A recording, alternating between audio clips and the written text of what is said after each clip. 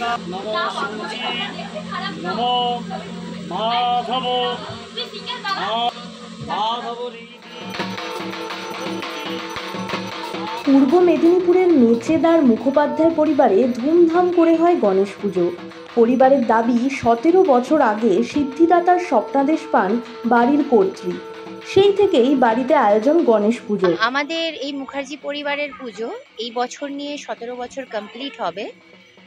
সর্বপ্রথম এই পুজোটা যখন শুরু করেছিলাম, অ্যাকচুয়ালি এই গণেশ পুজো প্রথম শুরু হয় আমার মা স্বপ্ন আদেশ পায়। স্বপ্নে আমার মা আদেশ পাওয়ার পরে আমরা প্রথম ওখানে আমাদের দেখতে পাচ্ছেন দুটো গণেশ ঠাকুর আছে। তো একদিকে মাটির গণেশ আছে। তো সর্বপ্রথম এই মাটির গণেশ আমরা স্থাপিত করি। তারপরে ধীরে ধীরে যত পুজো বেড়েছে গিয়ে তারপরে আমরা এই রূপোর গণেশ প্রতিষ্ঠা করি। আর সেই থেকেই চলে আসছে আমাদের এই মুখার্জি পরিবারের পুজো। মুখোপাধ্যায় পরিবারে আছে পুজোর কিছু বিশেষ রীতি।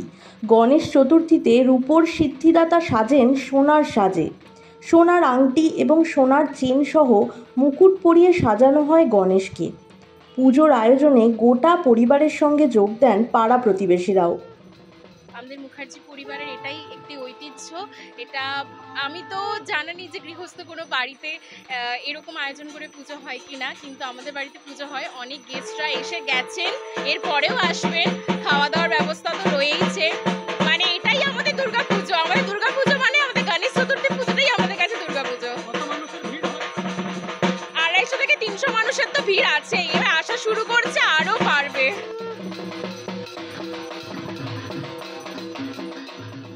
আমাদের মেন ভোগ হিসেবে থাকে লাড্ডু, মোদক থাকে।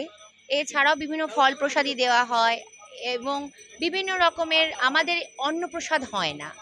আমাদের এখানে দর্শনার্থীরা যারা আসেন বা আমরা যারা নিমন্ত্রণ না করি, যারা নিমন্ত্রিতরা আসেন, আমাদের এখানে লুচিটাই মেন খাওয়ানো হয়। কোনো রকমের কোনো অন্ন হয় না।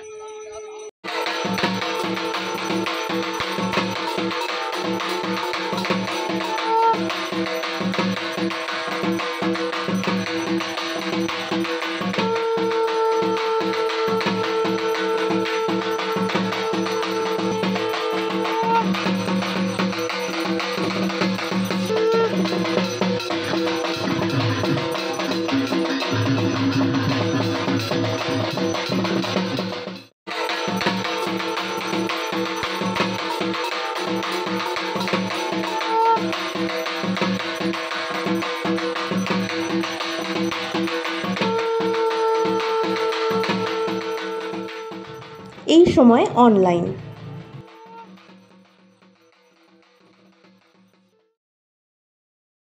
ফলো করুন এইসময়.com। আপডেটেড ভিডিও স্টোরির জন্য সাবস্ক্রাইব করুন আমাদের ইউটিউব চ্যানেল।